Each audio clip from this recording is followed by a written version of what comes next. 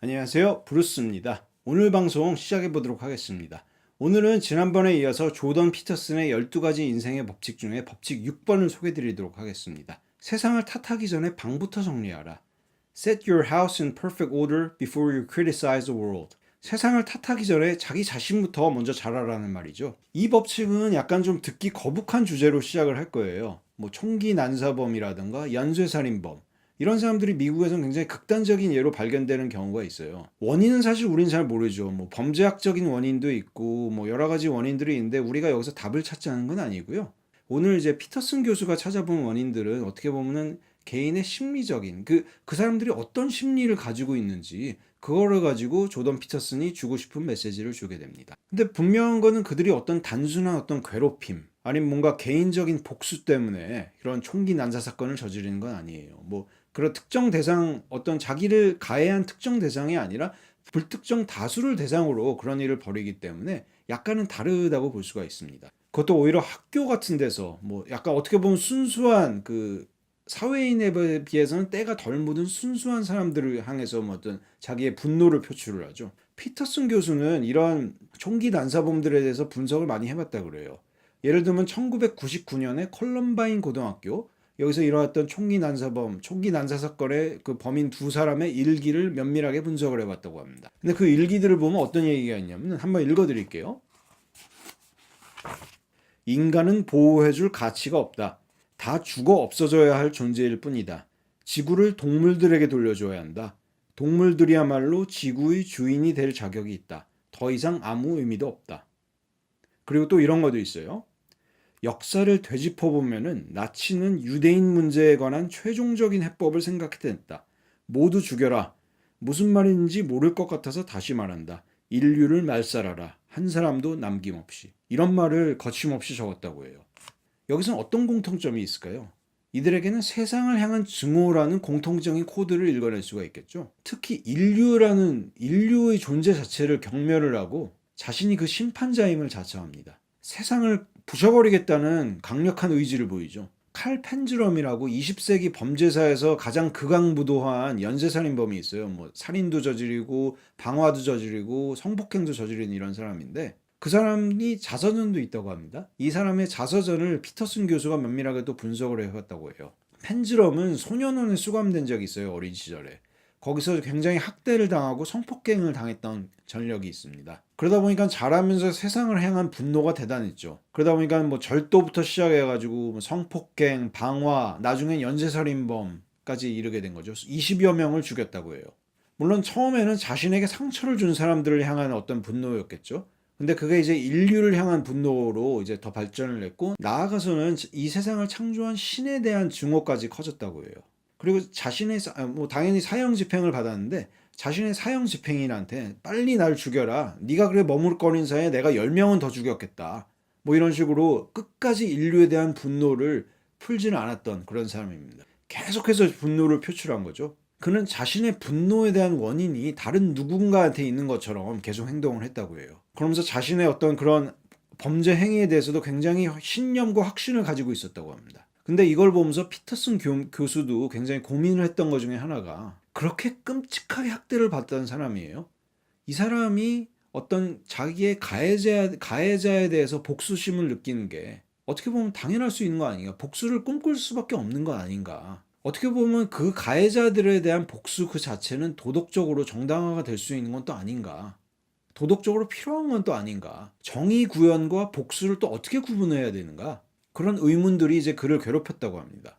그럼에도 피터슨 교수가 나중에 찾은 것은 해답을 어느 정도 얻은 것은 그런 역경, 고통 이런 거에도 불구하고 그거를 극복하면서 살아가는 사람들이 또 있어요. 고통과 부조리라는 것은 개인차는 물론 있겠지만 다 누구나 겪으면서 삶에서 겪으면서 살아가는 거라고 할 수 있습니다. 펜즈럼이 있던 소년원에서도 그런 예를 찾아볼 수가 있었는데요. 비슷한 정도의 그 같은 소년원에서 그 학대를 받고 성폭행을 받고 이랬던 그 아이가 처음에는 소년을 나와가지고 굉장히 방황을 했어요. 알코올 중독에도 빠지고 약 중독, 마약 중독에도 빠지고 이러던 사람이 결국은 그것을 다 스스로 극복을 하고 유명한 예술가가 된 사람도 있다고 해요. 총기 난사범이나 펜즈럼 같은 사람의 어떤 운명이 태어날 때부터 그 사람이 흉악범이 될 거라고 결정되어 있다고 생각하지는 않습니다. 만일로 정말로 아무것도 바꿀 수가 없고 그런 삶이 결정되어 있다면 그렇게 가정을 한다면 삶이 얼마나 가혹한 것이겠습니까? 이들 각자한테도 물론 자기 삶이 있었을 거고 그렇게 흉악범이 되는데 원인이 되었던 것들이 있을 거예요. 근데 반면에 매일매일의 선택도 있었을 겁니다. 자기가 살아가면서 선택을 하는 것들도 그런 영향을 미치게 되죠. 영국의 시인 T.S. 엘리엇의 저 칵테일 파티라는 시극이 있는데 그 시극을 보면 이런 얘기가 나와요. 등장인물 중에 하나가 칵테일 파티를 즐기지를 못합니다. 그리고 이제 그녀는 이제 정신과 의사를 찾아가가지고 자기의 그 깊은 불행에 대해서 털어놓죠. 그러면서 정신과 의사가 굉장히 의아하게 느끼는 말을 한마디 하는데요. 뭐라고 하냐면 그녀 자신의 고통과 불행이 모두 스스로의 탓이었으면 좋겠다라는 말을 해요. 의사가 의아해하면서 왜 그렇게 생각하냐고 그녀한테 다시 물어보죠. 근데 그녀는 대답을 합니다. 굉장히 오랫동안 고민을 했던 문제인데 만일 모든 원인이 나한테 있다면은 내가 그래도 뭔가를 해볼 수 있는 그런 여지가 있고 내가 바꿀 수 있는 여지가 있겠지만 내 잘못이 아니라 신의 잘못이고 세상의 잘못이라면 내가 해볼 수 있는 게 없지 않느냐. 얼마나 불행한가. 계속 불행할 수밖에 없는 거 아니냐라고 대답을 하죠. 사실 20세기에 굉장히 악명 높았던 소련의 강제노동 수용소가 있죠. 거기에 20세기 위대한 작가 솔제니친이라는 사람이 수감이 되어 있었어요. 이 사람은 2차 대전 중에 2차 대전 중에 소련군 장교로도 복무를 했고 국가를 위해서 굉장히 공헌을 많이 나름대로 했던 사람인데 자기 친구한테 스탈린에 대한 비판하는 편지를 하나 썼다 걸려가지고 굉장히 매를 가혹하게 맞고 이 수용소에 수감이 돼요. 그러다 보니까 이 사람은 삶의 비참함, 불행, 부조리에 대해서 계속 상상을 하면서 세상을 원망을 하죠. 스탈린이라는 인류 최대의 독재자 중에 한 명은 저렇게 번듯이 살아있는데 이 사람은 나처럼 이제 멀쩡한 사람을 수용소에 보내버리고 이게 얼마나 부조리하냐. 그리고 자기 인생의 대부분을 일단 수용소의 그 의미 없는 노동에 낭비를 하게 됩니다. 그 친구들이 수용소에서 무기력하게 죽어가는 것도 보게 되고요.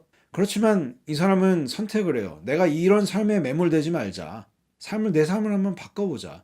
그리고 과거를 돌아보면서 자기의 어떤 선택들이 자기한테 어떤 영향을 미쳤고 등등을 이제 되짚어 보면서 자기 스스로를 개조해 나가죠. 그리고 온갖 역경을 딛고 수용소 군도라는 명작을 내놓죠. 소련 수용소의 어떤 참상을 알리면서 소련이 어떤 국가다라는 걸 서방에다 알릴 수 있었던 책이었습니다. 저도 한번 읽어보고 싶은 책인데 우리나라에는 축약본밖에 안 나와 있는 것 같아가지고 곧 출판되기를 한번 기대를 해봅니다. 이 책은 어쨌든 몰래 서방으로 전해지면서 이제 공산주의 이데올로기의 권위를 굉장히 흔들어 놓죠.